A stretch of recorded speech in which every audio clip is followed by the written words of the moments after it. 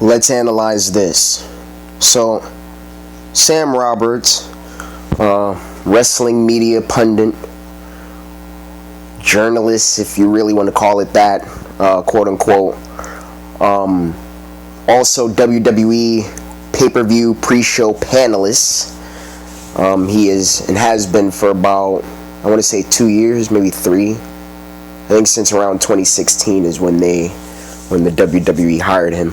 But anyway, I don't want to say recently because it's been about a couple of weeks, and I apologize for the delay, but he did in his podcast, or not in his podcast, but in Busted Open Radio. He was a guest on the Busted Open Radio podcast, and he recently spoke about the NXT Takeover Phoenix pre-show controversy, where he basically, I mean, a lot of people like to say that he just completely ragdolled and disrespected Bianca Belair with his quote-unquote opinion about her and her, at the time, upcoming title match with Shayna Baszler for the NXT Women's Championship.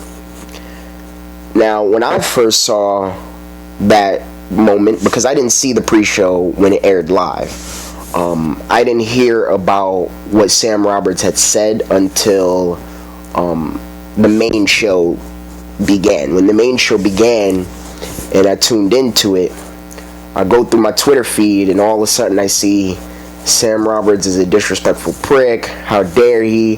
Some people even called him racist for his statements about Bianca Belair. I would not go that far. That's being a little bit overreactive and dramatic about the situation. Was what he said out of nowhere and random? Yes. Did it seem like WWE fed him those lines? Very much so. Because when he froze for a few seconds, it was very, very awkward. And it seemed like it wasn't just awkward, the freezing, that pause, it seemed like it was planned. It seemed like one of those pause for dramatic effects. But anyway, he's going to discuss the NXT TakeOver controversy, and he's also going to talk about some other things. Let's hear what he has to say. No, if somebody was in my ear, I don't think it would have, because I went back and watched it. I got why people were thinking that, but I had a moment of hesitation. WWE, I come in as a guest. And they... Okay, Sam, but why did you have that moment of hesitation? Why? For what? If you knew that that's how you felt in your heart, and you knew you were going to say it, why hesitate? I like to believe that deep down he didn't want to say it, and that's why he hesitated, because he knew that he was going to stir some shit up. He knew. He knew it was going to be very controversial. And he knew that he knew about the backlash that he would receive. But I like to think that he just said fuck it and said I might as well take my shot.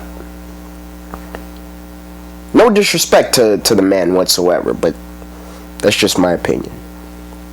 Tell me, we want you to give your opinion. We don't want a WWE announcer on this panel. We have announcers. We could put they're super talented. We can put them on the panel. We want you to go in there and give your opinion. And I just felt like I was sliding along with this sort of, yeah, we're selling this pay-per-view, and I got to a point where it was like, okay, here's my opinion. You know, you want an opinion. Let me stop for a second. This is my opinion. So do you regret it? No. Not right now. I mean, we'll see what the future holds, but I don't know.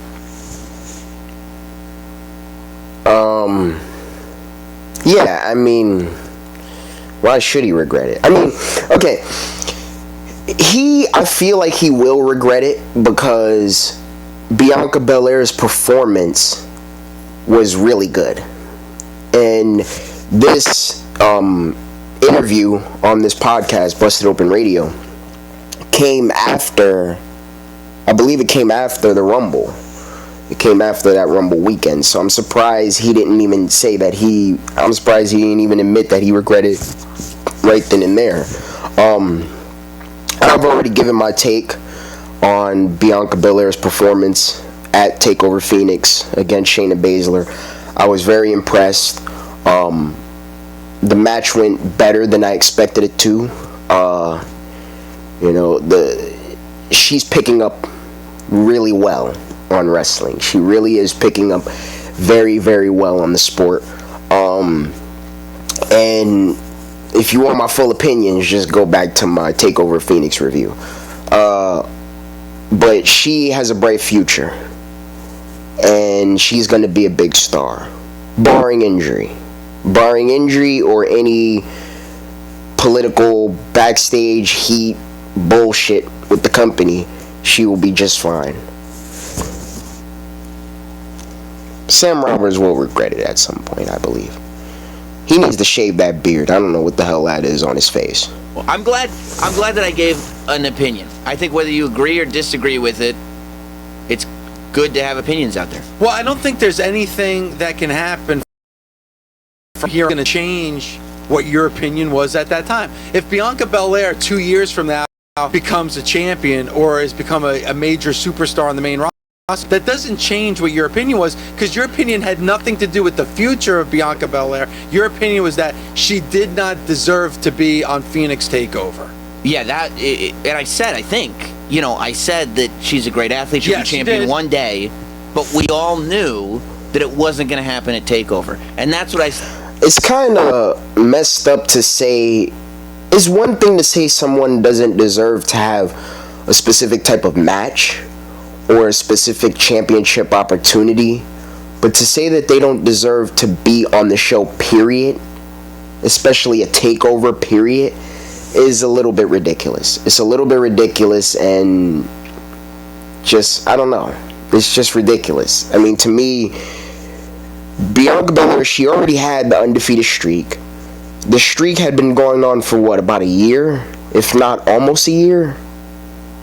So what are you talking about? She didn't deserve to be on TakeOver. That makes no sense. Stand by that everybody watching TakeOver, you look at the women's title matches, you can look at any match on TakeOver, and the whole point of TakeOver is, I think I know where this is going to go, but I'm not sure. There's only 5 of these a year.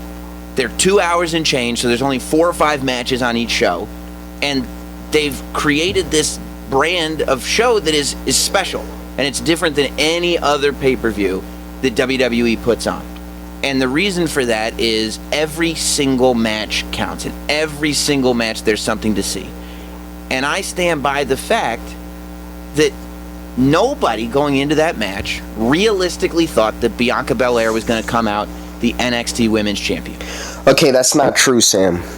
That is not true. Because I went up and down my Twitter feed, and a lot of people, I mean legitimately, not just for those who don't like Shayna Baszler, but I'm talking real fans of Bianca Belair, actually wanted to see her win the title. They did. To me, there's no such thing as in nobody wanted to see this person or this wrestler win the title or win this match. Nobody wanted to see it. That's ridiculous. Did you go around the country? Did you go around the world and take a census? And to see that nobody wanted this person to win? Like, you don't say that. You don't say nobody wanted this person to win. That's kind of asinine. It's kind of an asinine statement to make. That nobody wanted this person to win. That's not true. There's always somebody, even if it's just one person or 2 people, there's always somebody out there that wanted somebody to win a match or win a championship. Believe it or not, there are people who actually enjoyed Jinder Mahal's WWE title reign back in 2017. Was I one of them? Not necessarily. I mean, I didn't freak out as much as everybody else did. I didn't mind it as much as everybody else did. I thought it went a little bit too long. And the only thing about his title reign that I enjoyed immensely was his entrance. But other than that, not so much. But to say that nobody wanted Jinder Mahal to be champion is ridiculous. And the same thing applies here with Bianca Belair. And that is why I didn't think it should have been on Takeover. I think you could do that match on NXT TV, and you could still have, oh, this is a great match. But, you know, when you had Ember Moon versus Asuka, you were like, this might be the one to take out Asuka. When you had Kairi Sane versus Shayna Baszler, Kairi Sane might do it. She did do it at one point. When you had, you know, the first Brooklyn Takeover, Bayley versus Sasha Banks, still talked about one of the all-time great women's matches that has ever been in WWE. And the reason for that is you were lost in the match. You didn't know which way it was going to go. It wasn't just a display of skill. It was, I don't know who's going to win this match. And There's also some people that said, I don't know who's going to win this match with Belair versus Baszler as well, Sam. So what point are you trying to make here? Going into TakeOver, if people are being honest, I don't think anybody thought that Bianca Belair was realistically going to leave with the NXT Women's Championship. Well, in my opinion, was thought that Bianca, and it wasn't because I had a dog in the fight and I was, Bianca cheering section. It was the fact that she had an undefeated streak, and the difference between all the women that you named and Bianca is Bianca had an undefeated streak going in against the champion, and had not been in matches with the champion before, like Kairi Sane and like Bayley, and the list goes on of women that were down there at NXT. They build her as an undefeated streak, like a Goldberg type of streak. Anybody that have I wouldn't go that far. I mean, I guess they were a little bit, but I wouldn't compare it to Goldberg. I would just compare it to someone who came in and was seen as a big prospect, because WWE, they do this with all of their big prospects or big signings. Anytime they have a big signing, they have them go on this insane, massive, undefeated streak. Not a Goldberg lengthy type of undefeated streak, but an undefeated streak nonetheless. I would like to compare Bianca Belair's undefeated streak to someone like a Shinsuke Nakamura's undefeated streak when he came to NXT, or Finn Balor when he had a little undefeated streak coming into NXT, or when he came to NXT. I like to compare it to that as opposed to Goldberg. But yeah, Bianca Belair was seen as a big prospect, at least by the company. I don't think that she was seen as a big top prospect by fans, at least those who had no knowledge of her at all. I didn't have any real knowledge of Bianca Belair until, I want to say, early last year, maybe? Not early last year as in, early last year. Early 2018 is when I found out about her. Up until then, I didn't know a damn thing about her. I didn't know about her athletic background / history, none of that. As a streak going has a shot. And once it got about 10 minutes into that match, if you had saw that match before, you would be like, you wouldn't have that opinion. You would be like, there's very possibility that Bianca could win this match because of the match that she had before, but that she never had an opportunity. Mm-hmm. And opportunity and exposure are the two things that are the greatest indicators of where you're gonna be. And that was her time. So there wasn't a lot of, reference before, but I think that she proved it in that match that she belonged, because that was the thing that I felt like you owed her an apology on, is you said that she's not ready, she doesn't belong. And she proved in that match that she's ready and she belongs. I mean, she agreed, but Mark, I wouldn't say he deserves an apology. I think that what throws people off about Sam's comments more than anything is that the way in which he said it and the tone of voice he used. It was pretty aggressive. He had a pretty aggressive speaking tone as he laid those comments out, as he laid those statements out. I don't think he should apologize, because It's his opinion. He didn't say anything racist. He didn't say anything that was considered some form of hatred or hate speech. It was nothing violent. It was nothing really concretely offensive and disrespectful. So why should he apologize? That doesn't make any sense. He shouldn't. And this is coming from an African American here. So let's cut that racist nonsense out. There's nothing racist about what he said. Was it random? Was his tone aggressive? Yes. Yes and yes. But should he apologize if he doesn't want to? No. And let's be real here.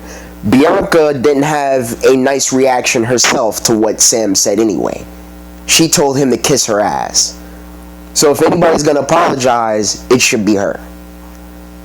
Because she took it to a whole nother level that it didn't need to be taken. He gave his opinion, and she basically said, just because of your opinion of me, you can kiss my ass. Like, that's not being an adult right there. That's not being mature. I'm just saying. I've been told plenty of times that people don't like me and people hate me and people think this. I've been told that people think that I'm selfish and all of this. I've never once told anybody that has said that to me to kiss my ass. So there have been worse opinions made about me or anybody else than Bianca Belair had been given by Sam. So no, he shouldn't apologize. But like I said, if anybody's going to apologize, she should. Because she got a little bit too emotional based on someone's opinion of her. Based on one person's opinion of her, it caused her to get overly emotional. That's not good. And if anything, that just shows that she might not be able to take opinions like that. And that's not a good thing. Because if you're going to be one of the top wrestlers in the company, you have to be able to take anything that's given to you and dish it back if possible, or if you want to go there. That's one of the reasons why Roman Reigns was still getting booed for the majority of, I'd say, the last year and a half of his run before he became inactive due to leukemia. He was still getting booed because fans started to see that, damn, he can't take one person's opinion, let alone everybody's opinion. How the hell is this your top guy when he can't even take an opinion? He can't even take a criticism. That's what the problem was with Roman. That's what's been the problem with Baron Corbin for almost his whole run in the WWE. That's why a lot of people don't like him. That's why a lot of people can't take him seriously under any circumstances. And I damn sure can't take him seriously now in that Applebee's outfit. But anyway. So it came out of the match saying she was still undefeated. And I'm like, Bianca, what are we talking about here? This whole idea of undefeated is an attitude. No, it's not. No, it's like not. Undefeated refers to not being defeated, and she was right. Indeed defeated. And I'm not even... That's a little annoying now. Like, she lost. I would say change the catchphrase. Or just don't have a catchphrase. I think she could still call herself the EST of NXT. That's what she was before. So I think she should just focus on that. Oh. It's delusion. That's something else entirely. But I think your tone too, Sam, because another thing that you mentioned was about her ponytail. Almost like she's a one-trick pony, like she's all gimmick, referring to that ponytail. Do you feel differently after watching that match? She had a great match. And like I said, I still think she's a great athlete. I thought she was a great athlete going in. But what do you think about the ponytail now? Because the ponytail did leave us nice little cut. If anything was going to shut me up, it was the fact that the ponytail actually left a mark. It cut. Like, that was the one. What didn't shut me up was the fact that she lost. What did shut me up about the ponytail remark itself was that the ponytail actually cut skin, and I went, okay, maybe I don't want to get whipped with a ponytail. But it doesn't take away from the fact that Shayna Baszler is this all-around that might be the... Well, I wouldn't say all around. She has a specific style, which I can appreciate. She has an old school 80s heel style. She has I don't want to say a mixture, but she reminds me of Pete Dunne with the joint manipulation aspect of how she wrestles during the match. She has a in-your-face attitude, and is complimented to her style, is complimented to her personality, and is complimented to the overall presentation of Shayna Baszler, and it works. So to say, try saying that fast 3 times. So to say that she can't wrestle is literally ludicrous and just asinine statement. She can wrestle, okay?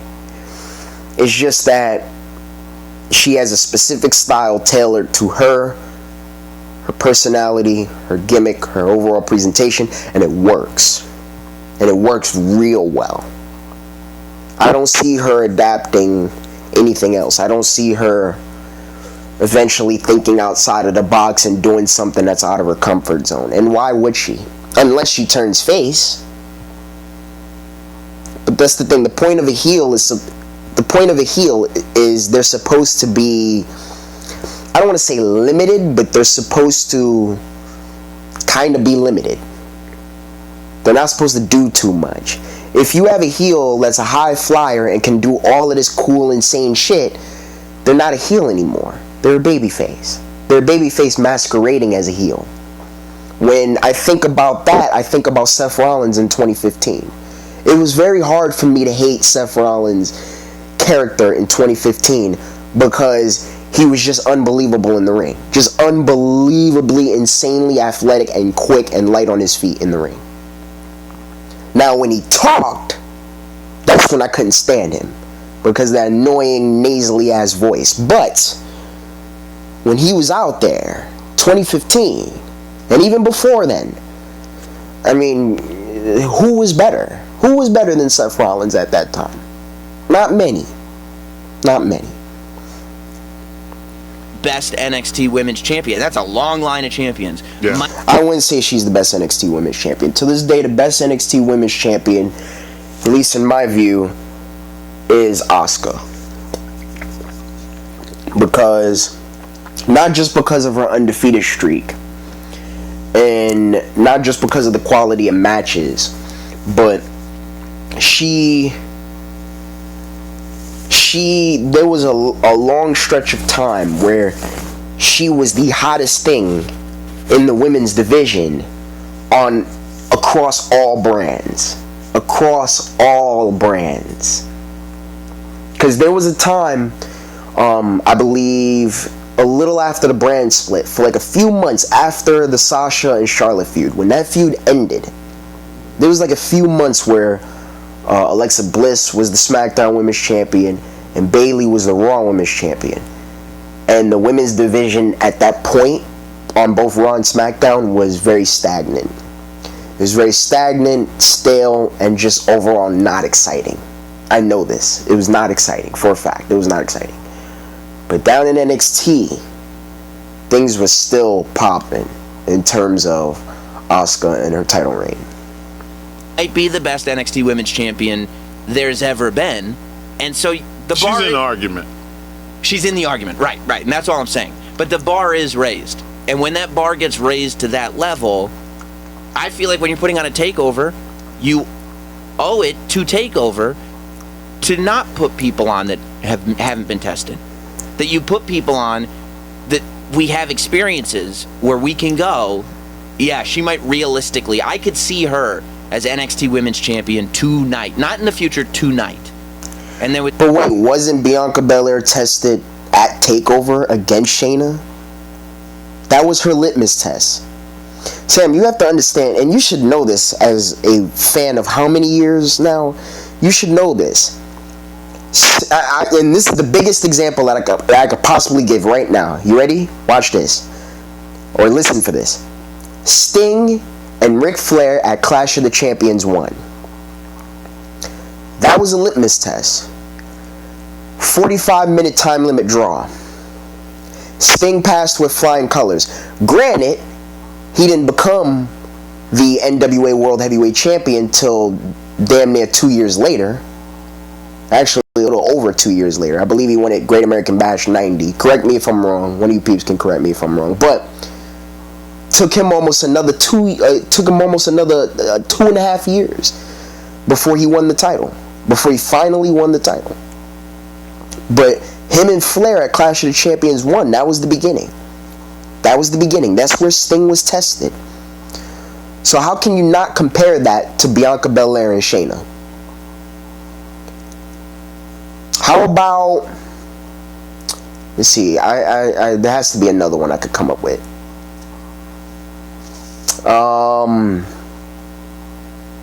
How about Shawn Michaels and Bret Hart at Survivor Series 92? How about Shawn and Diesel from WrestleMania 11? Those were all litmus tests, where the challenger was tested and given that match and that main event spot to see how well he could perform, that would lead into them eventually being given another title match and eventually winning the championship.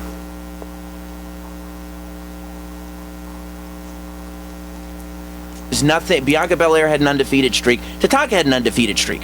I never saw Tatanka as a potential WWE champion of the world. Okay, but you do want to have that championship defended on the Takeover. If it's not Bianca Belair, who else on that NXT brand could challenge for that championship?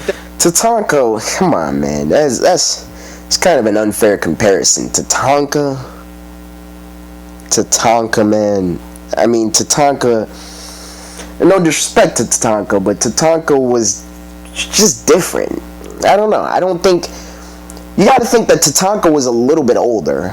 That's number one. He was a little bit older. He was in his 30s when he got signed to the WWE, then WWF.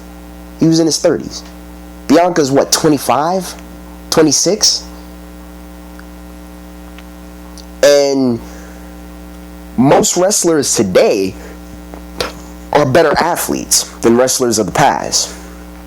So you can't, it's not a fair comparison. The training methods are different and better. You know? You would look at and say, you know what, that's potentially the next champion. Well, I mean, that's the thing. I think you would have to have changed the way things are done. I think Lacey Evans shown in a different light leading up to TakeOver would have been a great competitor. I think Rhea Ripley, after that performance at NXT... Oh, Lacey Evans has not shown enough.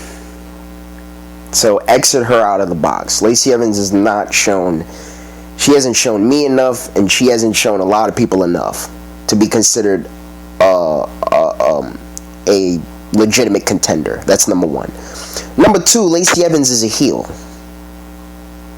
I doubt they would want to do heel versus heel. When it comes to Shayna, she's just such a heel that you don't want to put her up against another heel, because then it's like, who the hell are we going to cheer for? And even if we cheer for the heel that Shayna is going up against, what does that say? It doesn't say much. Shayna is literally one of those heels that you do not put up against another heel. It wouldn't work. Like, in my opinion, it just wouldn't work. I don't think it would work. And Rhea Ripley, she's in NXT UK. How are you randomly gonna bring her from NXT UK over to NXT, try to build her up in such a small period of time in American NXT, and then all of a sudden give her the match with Shayna? What sense would that have made? There are a lot of women on the main American NXT roster that have been there, have a little bit of a following, have some sort of have some sort of They already have a lot going for them. Bianca, this is ridiculous, man. And I don't see what... Sam, you're not making any real valid points, man. You're not. I'm sorry. You're not making any real valid points for why Bianca Belair was not a credible, legitimate contender for Shayna. She's strong. She's athletic. She could be a little bit quicker, and she could do better with her timing. But she's strong and athletic. She has the look, the build, and the confidence. What is she missing? She's not missing anything. She can cut a promo. I mean, like, Sam, what point are you making? I honestly want to know. UK. Immediately when I saw Rhea Ripley at NXT UK, even though she lost, I said that's the match that I want to see. I want to see Rhea Ripley versus Shayna Baszler. She's impressive. Yeah, but Rhea Ripley is in NXT UK. They can't just literally switch somebody from one brand to the other out of nowhere, and then all of a sudden randomly build them up for a championship match. Unless it's coming from NXT to the main roster, then that's different. Because that's what they did with Finn Balor. But, like, it's different, man. Like, you can't...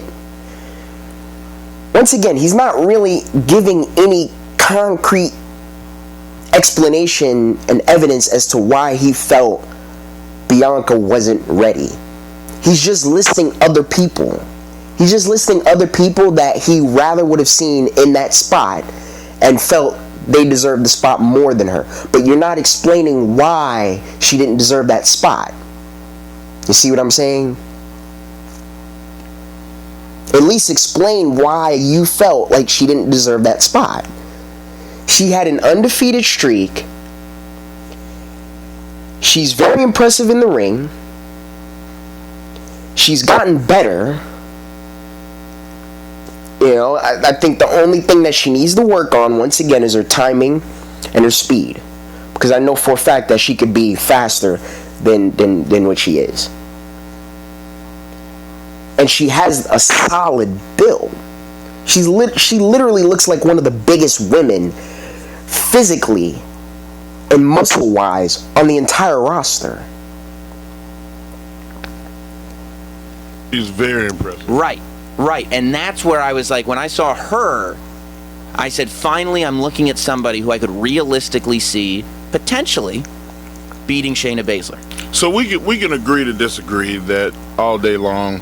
My thing is I saw so many tweets and Instagram posts, man, what a sexist. I think that was racist.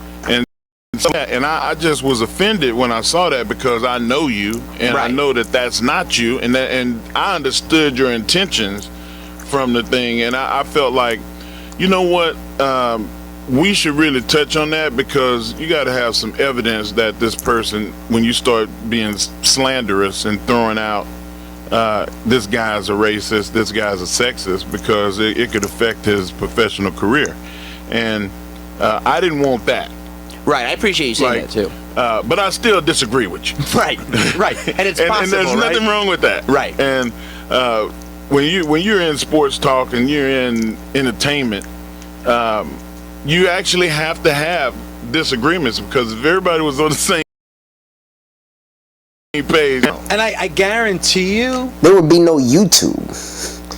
I wouldn't be doing this if we all agreed. This is why I started doing this.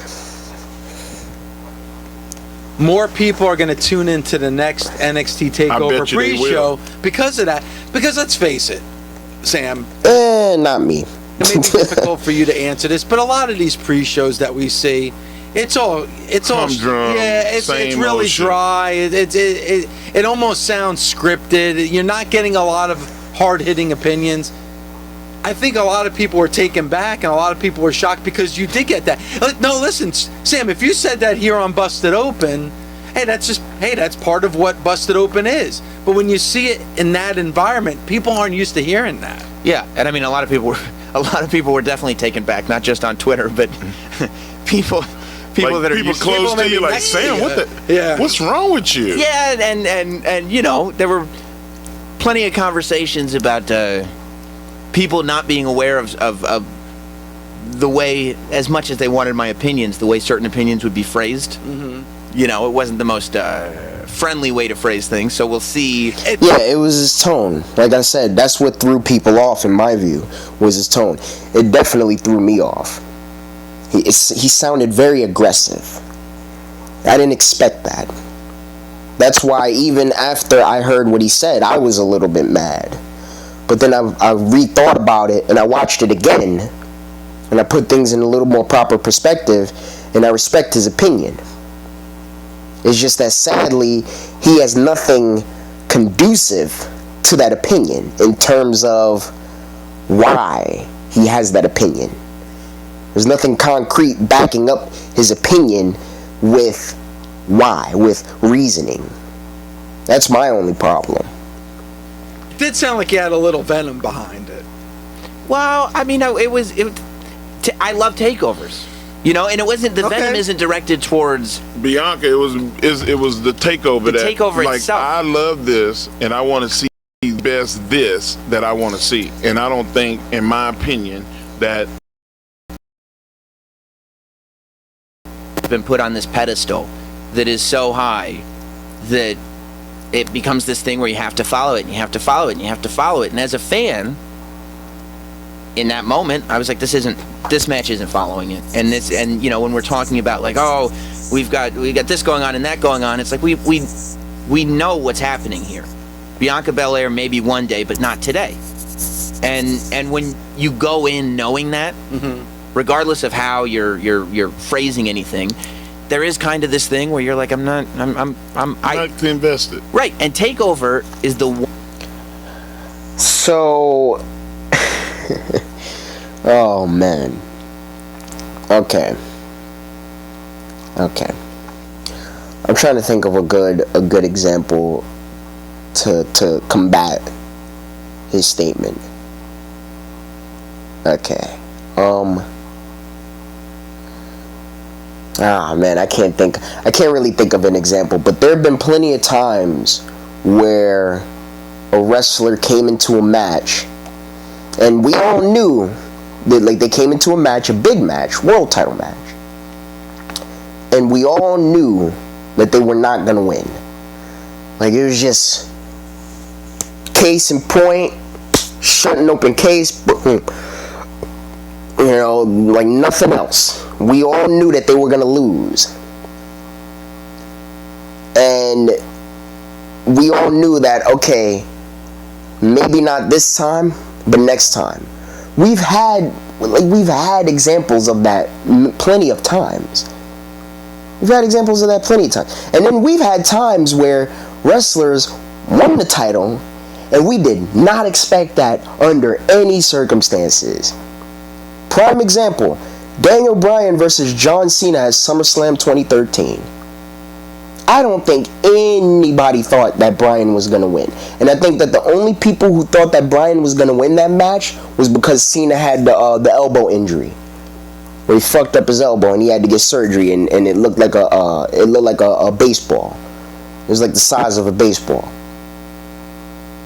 Once it was revealed that Cena had the elbow injury, that's when people were like, okay, most likely he will lose, but he might not. I don't think anybody was 100% sure that Daniel Bryan was going to beat John Cena. And you know what's even more crazy is that to this day, we still have yet to have a one-on-one rematch between the two. That's what's even crazier. That match was what, almost 6 years ago?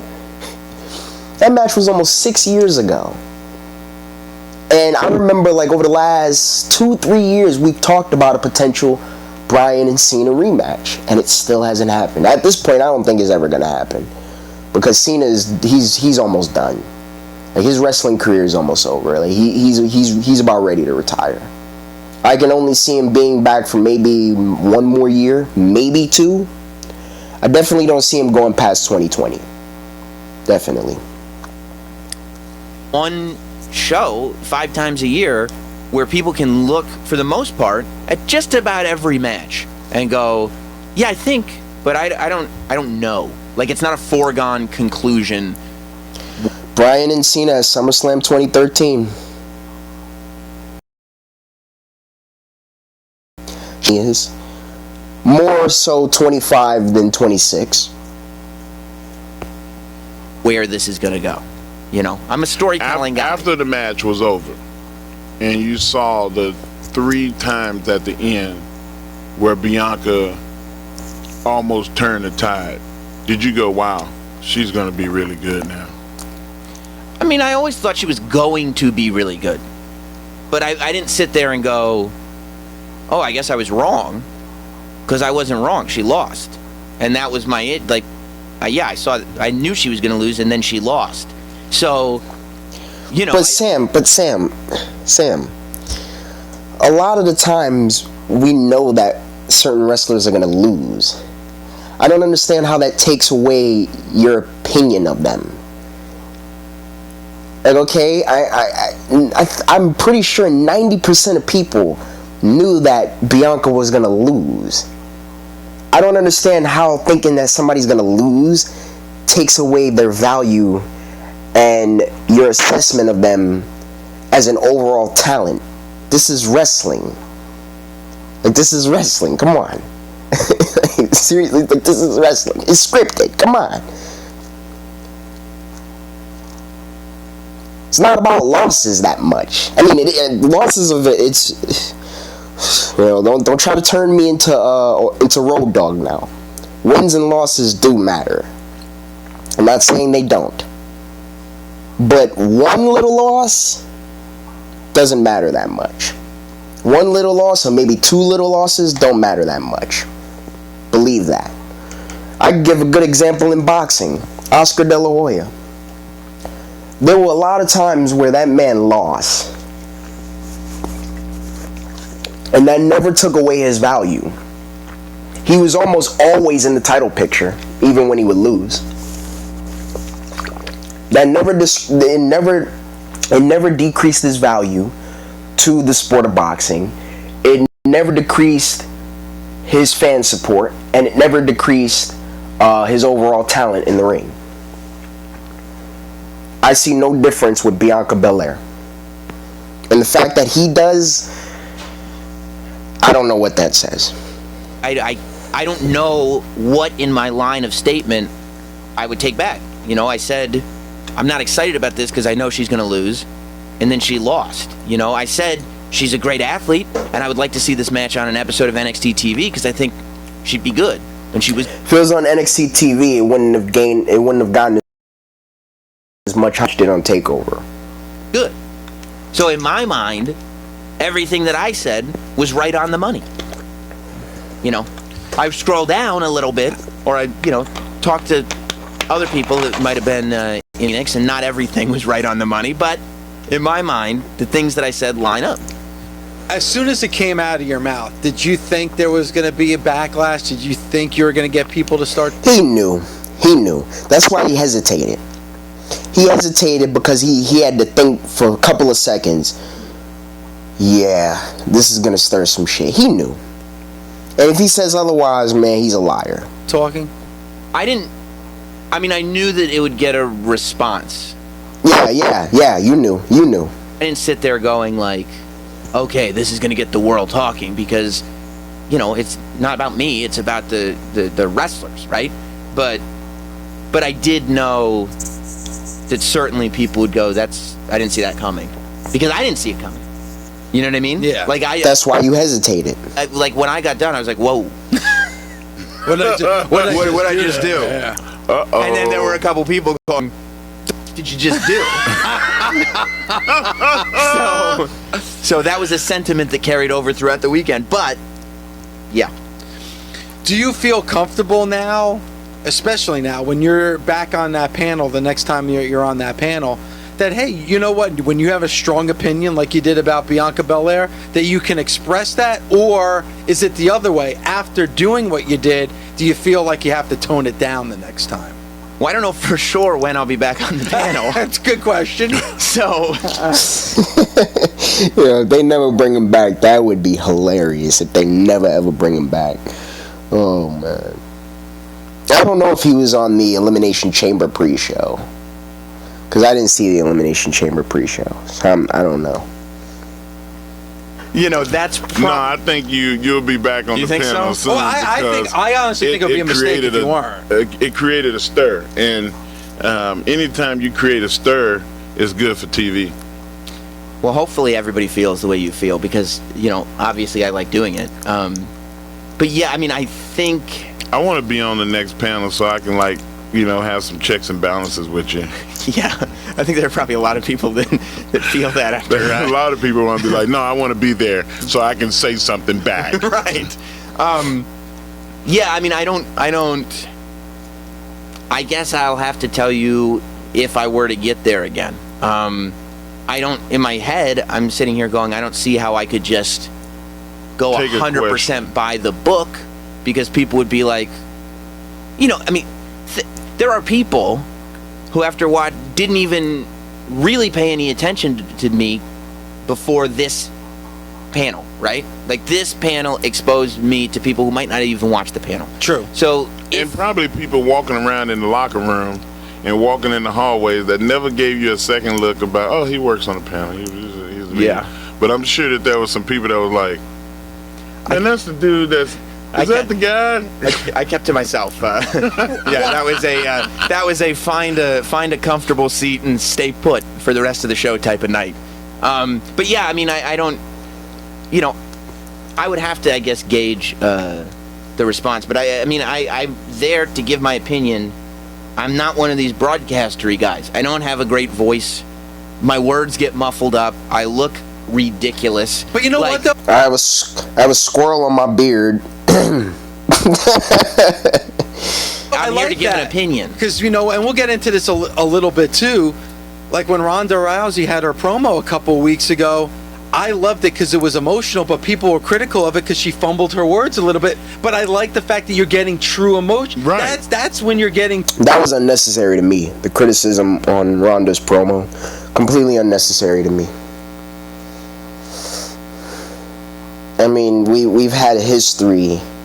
See, that's the thing. I think that fans are so used to the scripted word-for-word promo that whenever somebody flubs the quote-unquote scripted promo or says something on their own and they get a little flustered, fans are not really used to that.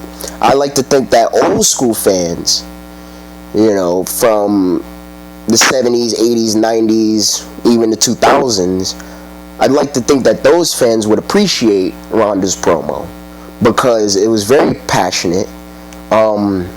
It didn't feel scripted, even though most likely it was. You didn't have that belief at all. So I don't understand what the criticism was about it. I don't get it. And a lot of people said that they don't understand what she said. Well, if you don't understand what she said, then that's on you. That's not a majority of people. You're in the minority. So, you know, never try to make the minority a majority. That's the last thing you'd want to do, because that's just a disservice to everybody. That's a disservice to the whole situation. That's just something you don't want to do. True emotion. So when I saw that from you, Sam, that you did kind of fumble your words, I like that because then I know, hey, this is real. People took it like, all right, maybe somebody's in his ear and talking to his ear. With the way that I saw it was like, this is really coming from his true emotion, because... Exactly. If anything, when somebody flusters and gets a little stuck, most likely what they're saying, they really mean it. If they get all stuck. Because usually they're so passionate and so emotional to the point where or maybe so nervous to the point where they kind of lose it a little bit. They don't mean to, but it happens. That's what makes it more special and genuine. When you get that excited and that emotional about something, sometimes you do trip on your words from time to time. Agreed. I mean, that's what real life looks like. Yeah. And And I don't see you as being looking ridiculous. By the way, I appreciate that. But with all the things that you said that don't quite measure up to all the people that are traditionally seen on television or heard on radio, how talented are you to still be here and to still be at the top with all the things that you said are not traditionally the way it's supposed to be? So I've never got by on good looks. That's hard for me to believe. Yeah, I have a mirror, bro. Like I got by on talent and work ethic, and that's the same. That's what I see out of you, and I know you outside of Sirius, and we're both fans and have mutual friends, and I just wanted you to come across as a broadcaster, news guy, and not as what people were saying on social media, because we both know that people hide behind the cameras, hide behind the microphones, and hide behind the social medias. So, all the trollers, Sam is good. All right. He's good. I don't think there was ever a question about that. I remember Jim Ross. To us. Well, to us, I think to everybody now, because just to answer what you just said, Sam, I remember Jim Ross taking me aside once, and I was telling him about Busted Open, I can't believe I got this show. This is unbelievable. And he said to me, yeah, you've been on so long, at some point you got to admit to yourself that you're probably pretty good at this.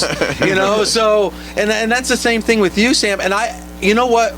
Mark and I obviously had different opinions about what you said about Bianca Belair. Mark was upset because he felt a different way. For me, it wasn't so much about what you said, it's how you said it. And I was like, yes, and here's why.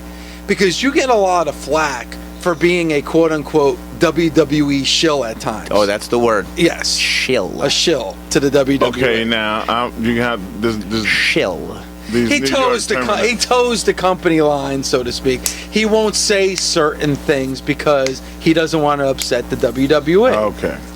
Now, when I saw that at NXT Takeover pre-show, I was like, this is Sam proving that you're not a WWE show, because here you are being critical of a WWE superstar. It'd be one thing for you to say, you know what?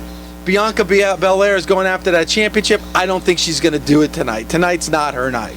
It's another thing to say, she should not be here. She is not ready. She shouldn't be anywhere close to a takeover. Well, I mean, that's what, look, people, I don't care if people disagree with me. They're allowed to. Yes. I'm entitled to my opinion. Anybody else is entitled to their opinion. But the one thing I'm not going to do is apologize to anybody, because this is what I do. That'd be like me saying, hey, Mark, that guy got hurt when you body slammed him. You should apologize. And you're like, no, because I won the match. That's what I do. Don't even, man. Don't even do that. And Don't steal my catchphrase. And I feel like I still got a lot left in the tank. You do. We're not getting a retirement speech from you anytime soon. No salmon jacket on you, Sam. No, not yet. Not yet. Not yet. Not by a long shot. All right. Really quick, because I know you're a busy man. That's right. You have multiple things going on All the time. in multiple outlets. All the time. We get the suspension on Becky Lynch last night on Monday Night Raw. Mm-hmm. I feel this is leading to her being at the main event at WrestleMania 35.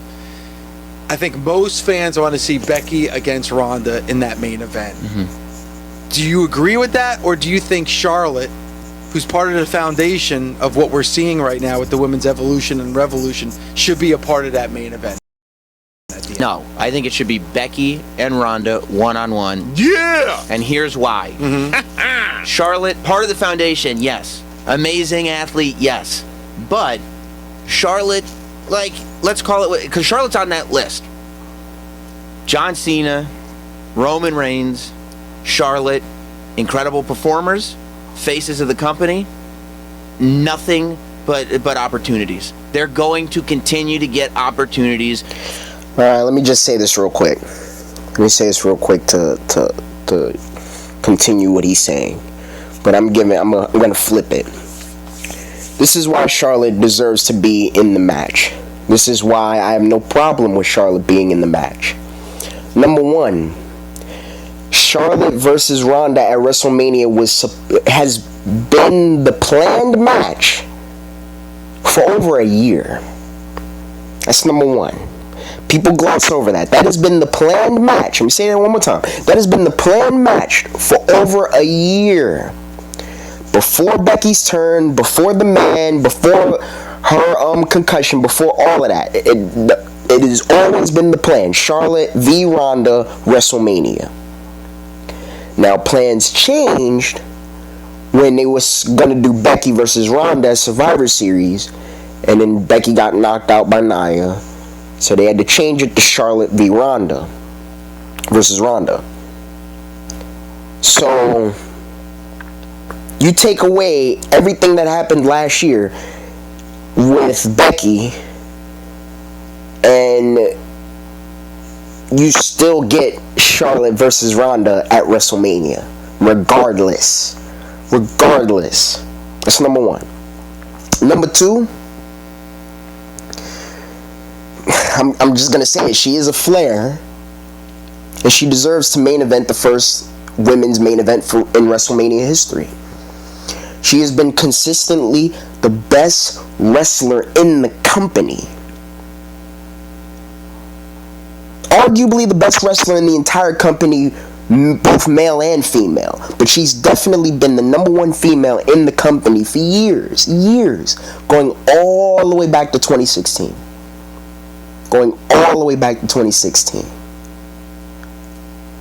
Now, I would say that Asuka had a better 2017 than Charlotte had in 2016. But she's been the most dominant. She's the most athletic. She's had constant classics. And she's just been that great.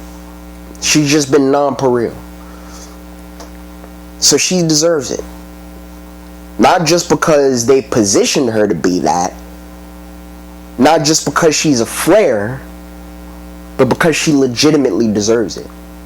She's gotten better on the mic. She's looking better every day. And I'm not talking about the enhancements. I'm just talking about physically in general. Take away the enhancements. Physically in general, she's looking better every day. And her presence. And she's been the spokeswoman for the company. She's been the biggest number one spokeswoman for the company. I'm not taking anything away from Becky. I believe Becky deserves it too. But let's be real. If you're looking for a classic match, you add Charlotte to that mix. Otherwise, Becky and Ronda, it's not going to be that good in-ring wise. In terms of a build and in terms of the headline, basically because of the man that Becky has turned into, it works. But from an in-ring perspective, no. I'm not going to say it's going to be trash. I'm not saying Becky is a terrible wrestler. This is not what I'm saying. People take it the wrong way when I say Becky is not that great. She's a really good wrestler, but she's not a great wrestler for many reasons. She's had history with career-ending injuries that took her out of the sport for 7 years. She's not as fast. Her timing is not on par. She can be sloppy in the ring at times. You don't believe me? Watch the Asuka match at the Rumble. It was very, very sloppy. It still managed to be really good because it was physical and a little bit fast-paced. And there were a lot of counters and sequences, and the psychology was there. But if you really look at the grand scheme of it, it was sloppy. Now, Ronda and Sasha was sloppy too. Both matches were sloppy. But Charlotte is she's just on another level compared to Becky. And we have to recognize that. We have to realize that. And I'm a fan of both. So this isn't me holding a specific bias towards one over the other, because I don't do that. I judge things and I assess things from a three-dimensional, proper perspective mixed with empirical data. And I take my emotions and bias out of it. Charlotte is better than Becky. That's it. She has everything. Where Becky is probably the better character. But Charlotte and Ronda, they've been planning that for a year. And it would be a crime for them to back out of that under any circumstances. Because if they back out of it, hell, we might never see it. And I don't think we would want that. And I can't believe I've gone over an hour. I didn't think I would go this long. This is the longest video I've done. Now, the triple threat, I like that too. Because I think that's what it's going to come down to. It's going to end up being a triple threat. Becky is going to get reinstated. She's going to get taken away from her suspension. Her suspension will be lifted, I'd say within the next 2, 3, maybe 4 weeks. Right? And she will be back in time for the match at Mania. In terms of her suspension being lifted. And it will become a triple threat. Because they're going to give her that Daniel Bryan feel-good story. And she's going to win the title. So to me, it's like, if you know she's going to win the title, what are you upset about? The triple threat makes sense. The triple threat is what's necessary. It's what's necessary. It's always been. I do believe they will do Ronda and Becky one-on-one in the future at some point. They will do it. Maybe SummerSlam. Maybe next year. Who knows? Who knows? But to say that Charlotte doesn't deserve this is ludicrous. It's ridiculous. She deserves it, and she deserves it now. Because she has been the best. She's been the best overall female performer in the company for years. Years. So let's not pretend like Charlotte is just now getting good. Go back to 2016. Go back to that year.